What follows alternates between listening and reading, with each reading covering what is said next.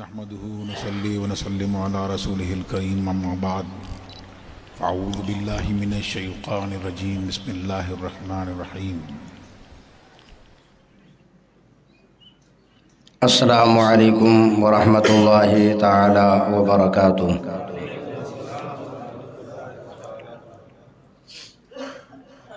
الحمد للہ الذی ابدع الافلاک والارضین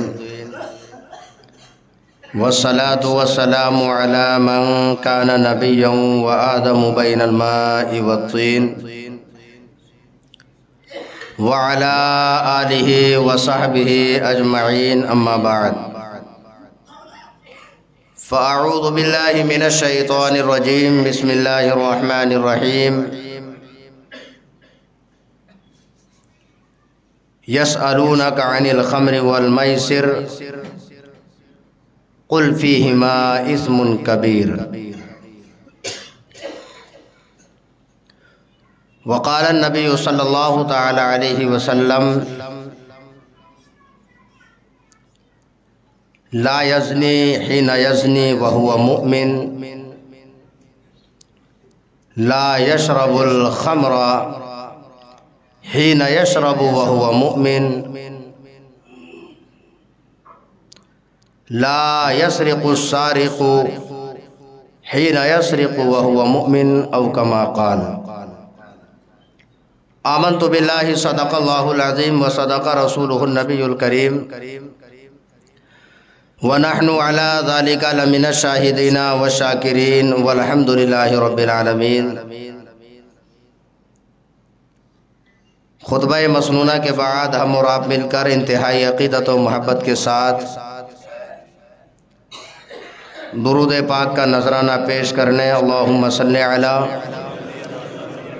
سیدنا و مولانا محمد وبارک وسلم صلاۃ و سلاما علیک یا رسول اللہ صلی اللہ تعالی علیہ وسلم۔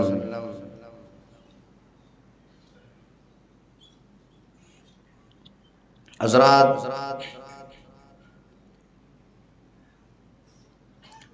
یہ جو ماہ مبارک چل رہا ہے،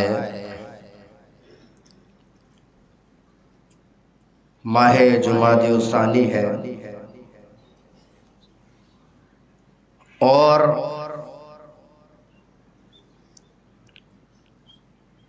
اسلامک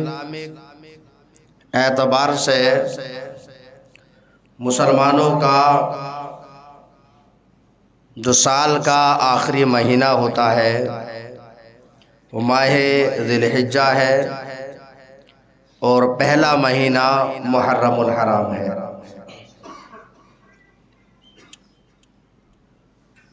اور انگریزی اعتبار سے یہ مہینہ سال کا آخری مہینہ ہے اور اس کے آخری ایام ہیں، اور ایک دن گزرنے کے بعد اس بھی اعتبار سے نیا سال شروع ہو جائے گا۔ لیکن ہمارے تمام جتنے بھی سیلیبریشن ہیں، چاہے وہ رمضان ہو، چاہے وہ عید ہو، چاہے وہ ایام النحر ہو، قربانی ہو،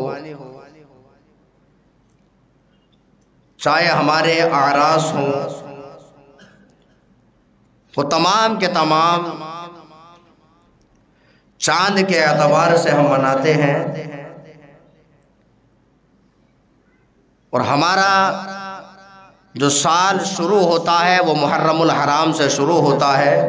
اور ماہ ذی الحجہ پر اختتام پذیر ہوتا ہے۔ اور ہمارے جو مہینے ہیں ان کی ایک خصوصیت یہ بھی ہے کہ اس کا ہمیں انتظار کرنا پڑتا ہے۔ جیسے ہی ہر مہینے کی 29 تاریخ آتی ہے، ہم یقینی طور پر نہیں کہہ سکتے کہ کون سا مہینہ 29 دن کا ہوگا، کون سا 30 دن کا ہوگا۔ تو جیسے ہی چاند 29 میں نظر آ جاتا ہے،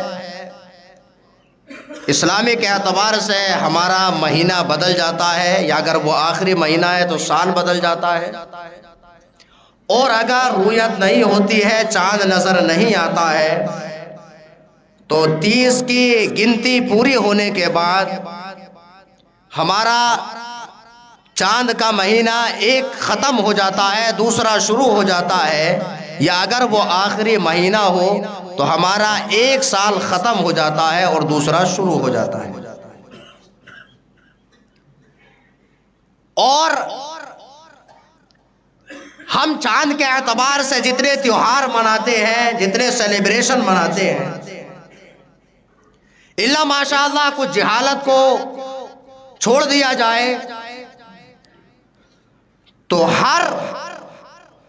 سیلیبریشن میں یا تو اللہ کا ذکر کرتے ہیں، یا اس کے حبیب پاک صلی اللہ تعالی علیہ وسلم کا ذکر کرتے ہیں، یا انبیاء کرام کی یاد مناتے ہیں، یا پھر اولیاء کرام کا ذکر جمیل کرتے ہیں۔ اور یہ ہمارا مسلمانوں کا طریقہ ہے کہ ہم جب رمضان المبارک کا چاند نظر آ جاتا ہے تو رمضان المبارک کا چاند دیکھ کر کے ہم عبادت و ریاضت اور قرآن کی تلاوت میں مشغول ہو جاتے ہیں، قیام اللیل تراویح میں مشغول ہو جاتے ہیں، اور خالص اللہ کی رضا کے لیے ہم طلوع فجر سے لے کر کے غروب آفتاب تک اللہ کی رضا کے لیے کھانا پینا اور تمام خواہشات کو اللہ کی رضا پر قربان کر دیتے ہیں۔ تو یہ اللہ کی یاد ہے۔ اور جب عید کا چاند نظر آتا ہے تو تمام مسلمان خوشیوں میں مشغول ہو جاتے ہیں، اور یہ ہمارے اسلام کی خصوصیت ہے کہ جب ہم عید مناتے ہیں تو عید مناتے ہوئے اپنی خوشی کی وجہ سے کسی کو تکلیف نہیں دیتے ہیں، بلکہ ہماری عید کی وجہ سے اگر ہمارے پڑوس میں، ہمارے قرب و جوار میں اگر کوئی غریب انسان بھی رہتا ہے، مفلس بھی رہتا ہے، تو ہم اسے عید کی خوشی میں اپنے ساتھ میں شامل کر لیا کرتے ہیں۔ یہ اسلام کا طریقہ ہے۔ اب دیکھیے، جیسے ہی بقرعید کا چاند نظر آتا ہے، اس کے حساب سے 10 تاریخ آتی ہے، اللہ کی رضا کے لیے قربانی کرتے ہیں۔ حضرت ابراہیم، حضرت اسماعیل اور نبی کریم علیہم الصلاۃ والتسلیم کی ہم یاد مناتے ہیں، تو یہ بھی اللہ کی عبادت ہے۔ محرم الحرام کا مہینہ آتا ہے، اس میں ہم عاشوراء کو انبیاء کرام کی یاد مناتے ہیں اور شہدائے کربلا کی یاد مناتے ہیں، تو یہ بھی کوئی نیا طریقہ نہیں، بلکہ شہداء کا ذکر جمیل اللہ رب العزت میں قرآن مقدس میں بیان فرمایا۔ تو اب اگر قیامت تک جو بھی شہداء اکرام کا ذکر جمیل کرے گا تو وہ کوئی نیا طریقہ نہیں اپنا رہا ہے، بلکہ وہ اللہ رب العزت نے جو طریقہ قرآن مقدس میں بیان کیا ہے اس طریقے کو لوگوں کے سامنے بیان کر رہا ہے۔ اب آ جاتا ہے ربیع الاول کا مہینہ، تو نبی کریم صلی اللہ علیہ وسلم کا ذکر جمیل کرتے ہیں۔ ربیع الثانی کا مہینہ آتا ہے، ربیع الثانی میں حضور سیدنا غوث پاک رضی اللہ تعالی عنہ کو یاد کرتے ہیں۔ تو ان تمام اللہ کے نیک بندوں کو یاد کرنا، ان کو یاد کرنے سے ہمیں فائدہ یہ ہوتا ہے کہ ہمارا دل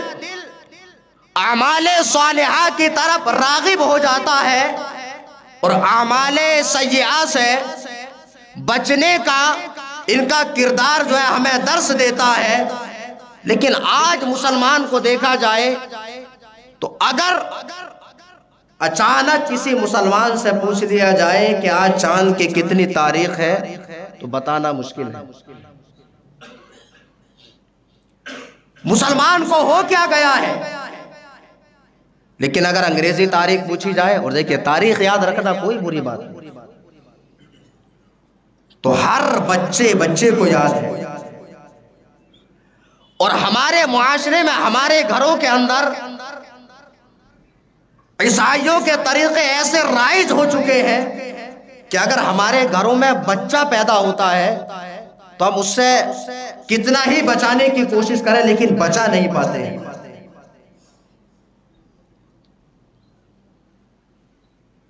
تو بتانے کا مقصد یہ ہے کہ ہمارا جو سال شروع ہوتا ہے وہ محرم الحرام سے ہوتا ہے اور ماہ ذی الحجہ پہ اختتام پذیر ہوتا ہے، اور ہمارے سال کی ابتدا بھی قربانی سے ہوتی ہے اور ہمارے سال کی انتہا بھی قربانی سے ہوتی ہے. میں نے اللہ رب العزت کے کلام سے مختصر سی آیت سے ایک جز تلاوت کیا. اس میں اللہ رب العزت نے ارشاد فرمایا يَسْأَلُونَكَ عَنِ الْخَمْرِ وَالْمَيْسِرِ قُلْ فِيهِمَا اِثْمٌ كَبِيرٌ. اے محبوب، لوگ آپ سے جوا اور شراب کے بارے میں پوچھتے ہیں، قُلْ فِيهِمَا اِثْمٌ كَبِيرٌ، آپ فرما دیجئے کہ یہ جوا کھیلنا اور شراب نوشی کرنا کبیرہ گناہ ہے. اور کبیرہ گناہ وہ ہوتا ہے جسے آپ تقریر میں بارہا سنتے رہتے ہوں گے کہ اگر یہ کام کرو تو اتنی نیکیاں ملتی ہیں، اتنے گناہ معاف ہوتے ہیں. لیکن یاد رکھیے گناہ کبیرہ اس میں شامل نہیں ہوتا ہے. گناہ کبیرہ جب تک اللہ رب العزت معاف نہیں فرماتا ہے، جب تک کہ بندہ اس گناہ سے رجوع نہ کر لے، اس گناہ سے توبہ نہ کر لے. تو اللہ رب العزت نے ارشاد فرمایا یہ جوا کھیلنا اور شراب نوشی کرنا گناہ کبیرہ ہے. اور نبی کریم صلی اللہ تعالی علیہ وسلم نے ارشاد فرمایا لا یزنی حین یزنی وہو مؤمن لا یشرب الخمر حین یشرب وہو مؤمن لا یسرق السارق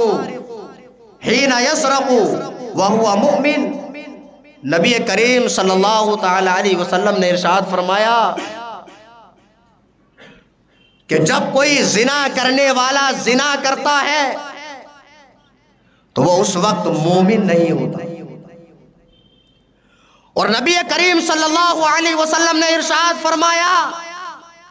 کہ جس وقت کوئی شراب نوشی کرنے والا شراب نوشی کرتا ہے اس وقت وہ مومن نہیں ہوتا. اور نبی کریم صلی اللہ علیہ وسلم نے ارشاد فرمایا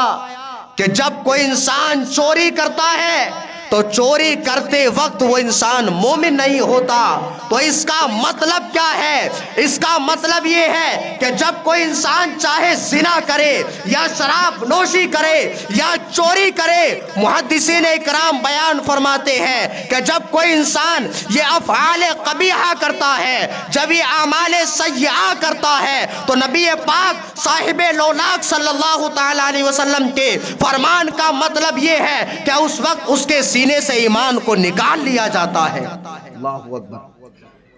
آپ سوچئے، غور کیجئے کہ جب کوئی انسان یہ فعل قبیح کرتا ہے،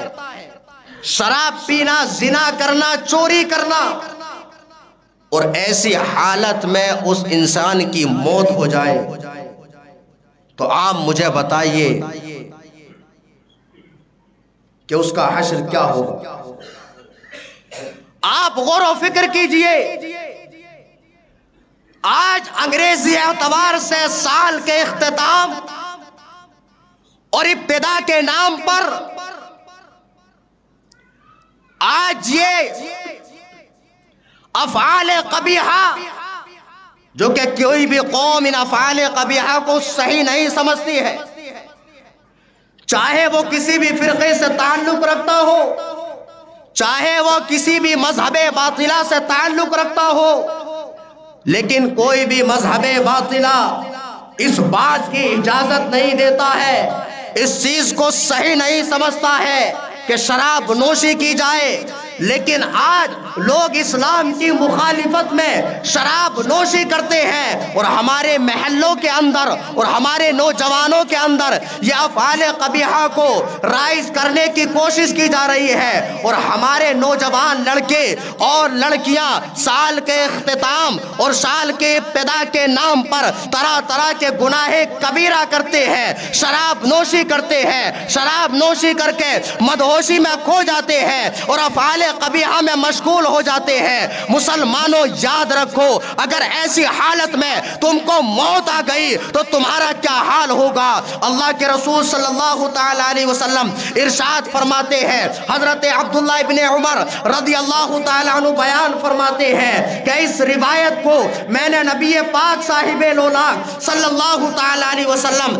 اس حدیث پاک کو اتنی بار آپ نے ارشاد فرمایا کہ 7 مرتبہ میں نے حضور علیہ السلام کی زبان مبارک سے سنا ہے۔ وہ کیا ہے؟ آج لوگ گناہ کرتے ہیں، گناہ کرنے کا آپ نے دیکھ لیا کہ جب انسان گناہ کرتا ہے تو ایمان اس کے سینے سے نکل جاتا ہے۔ تو مسلمانوں ڈرو اللہ سے، اور اگر کوئی انسان اللہ کے خوف سے گناہ کو ترک کر دیتا ہے تو جب وہ اللہ کی خشیت سے، اللہ کے خوف سے گناہ کو چھوڑ دیتا ہے تو پروردگار عالم اس کے دل میں جو گناہ کا خیال اور تصور آیا تھا اور اس نے اس گناہ کو ترک کر دیتا ہے، اللہ کے خوف سے چھوڑ دیتا ہے، تو پروردگار عالم اس کے بدلے میں اس کو نیکیاں عطا فرماتا ہے۔ کب؟ جب انسان اللہ کے خوف سے گناہ کو ترک کر دیتا۔ آج مجھے بتائیے کہ جو لوگ شراب نوشی کرتے ہیں یا جوا کھیلتے ہیں، اور میں نام لینا نہیں چاہتا، دوسرے بھی افعال قبیحہ کرتے ہیں، یہ افعال قبیحہ کرنے کے بعد کوئی انسان اتنی جرت نہیں کر سکتا کہ آ کر کے اپنے ماں باپ میں ان افعال قبیحہ کو بیان کرے، اور ماں باپ تو دور کی بات ہے کہ اپنی بیوی کے سامنے بھی ذکر نہیں کر سکتا، اپنی اولاد کے سامنے بھی ذکر نہیں کر سکتا۔ اور جب حشر کا میدان ہوگا اس وقت آپ کا نام اعمال آپ کے ہاتھ میں دیا جائے گا، اور آپ سے فرمایا جائے گا، جس کو قرآن میں اللہ رب العزت نے بیان فرمایا، اقرا کتابک، اپنے نام اعمال کو پڑھ۔ جب آپ جو افعال قبیحہ کرتے ہیں جس کو آپ عام انسان کے سامنے بیان نہیں کر سکتے،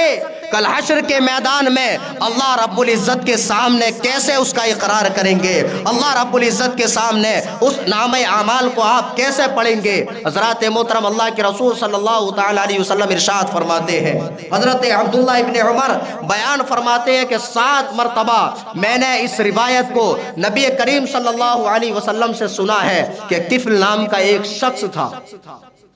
اور یہ بہت بڑا زانی تھا اور بہت بڑا مالدار بھی تھا، کہ اس کے پاس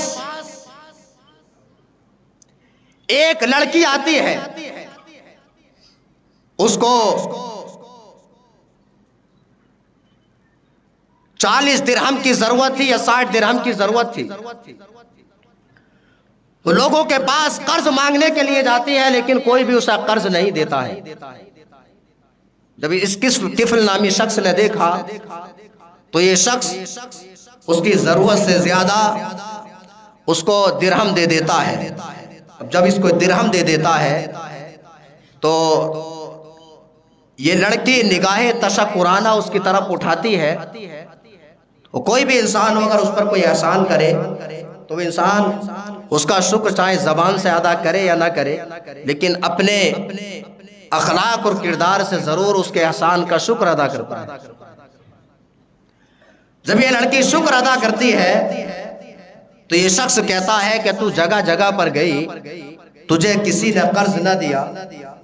اور میں نے تجھے تیری ضرورت سے زیادہ قرض دیا ہے، اب میرا دل چاہتا ہے کہ میں تجھ سے اپنی خواہش پوری کرنا چاہتا ہوں۔ چنانچہ یہ شخص اسے اپنے گھر لے جاتا ہے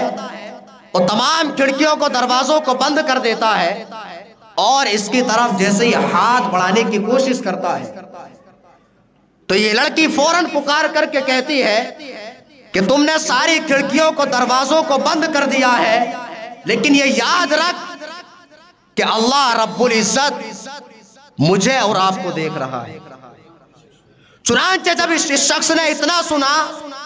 تو اتنا سننے کے بعد خوف الہی سے، خشیت الہی سے یہ کانپنے لگتا ہے اور اس فعل قبیح سے باز آ جاتا ہے اور اس لڑکی کو چھوڑ دیتا ہے۔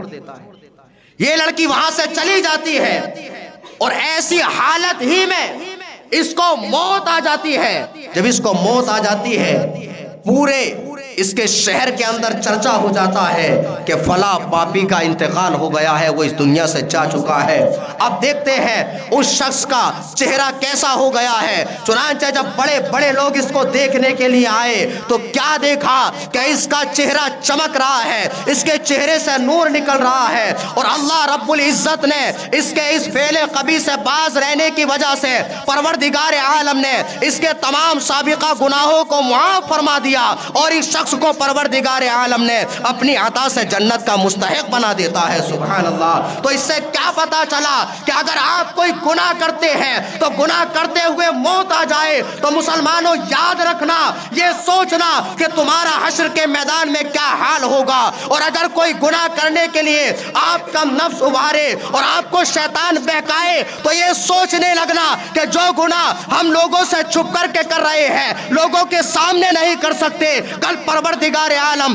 میدان محشر میں ہم سے فرمائے گا اقرا کتابک، تیرا جو نام اعمال ہے اپنی زبان سے پڑھ۔ اس وقت میں لوگوں کے سامنے اور رب کے سامنے اپنے نام اعمال کو کیسے پڑھوں گا، یہ سوچنا اور اس گناہ کو ترک کر دینا۔ جب آپ اس گناہ کو ترک کریں گے تو پروردگار عالم کی رحمت سے امید ہے کہ اگر کوئی انسان اللہ کے خوف سے گناہ کو ترک کر دیتا ہے تو پروردگار عالم اس گناہ کو ترک کرنے کی وجہ سے اس کے نام اعمال میں نیکیاں لکھ دیتا ہے۔ سبحان اللہ۔ تو بہرحال وقت کم ہے، بتانے کا مقصد یہ ہے کہ جو 31 تاریخ آتی ہے دسمبر کی،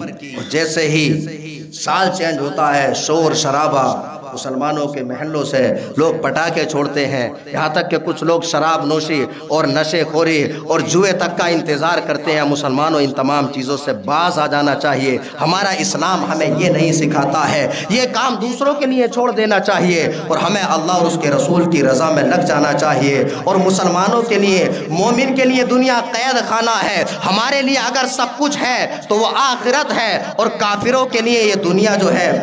وہ جنت ہے۔ تو ہمیں چاہیے کہ اپنے قید خانے میں جس طرح انسان قید خانے کے اندر رہتا ہے اس طرح رہے اور اپنی رہائی کا انتظار کرتے رہیں، جنت کا انتظار کرتے رہیں۔ پروردگار عالم کی بارگاہ میں دعا ہے کہ پروردگار عالم ہم تمام کو عمل کی توفیق عطا فرمائے اور تمام اعمال قبیحہ سے بچنے کی توفیق عطا فرمائے۔ آمین۔ وآخر دعوانا ان الحمدللہ رب العالمین۔ اب تھوڑی دیر بیٹھ جائیے اور بتانا یہ ہے کہ یہاں پر کیونکہ وقت نہیں ملا مختصر میں بتایا، انشاءاللہ العظیم کل پلاٹ نمبر 35 اور 36 کے بیچ میں اصلاح معاشرہ کانفرنس جو میں نے تھوڑا سا بیان کیا، اس کی تھوڑی سی جھلک دکھائی کیونکہ وقت نہیں، اس کی تفصیلی جو بیان ہے وہ انشاءاللہ العظیم کل کی رات میں ہوگا، اور جس میں خصوصی خطاب فرمانے کے لیے ناشر مسلک اعلیٰ حضرت خلیفہ حضور غیاث ملت علامہ مولانا مفتی عبدالصمد صاحب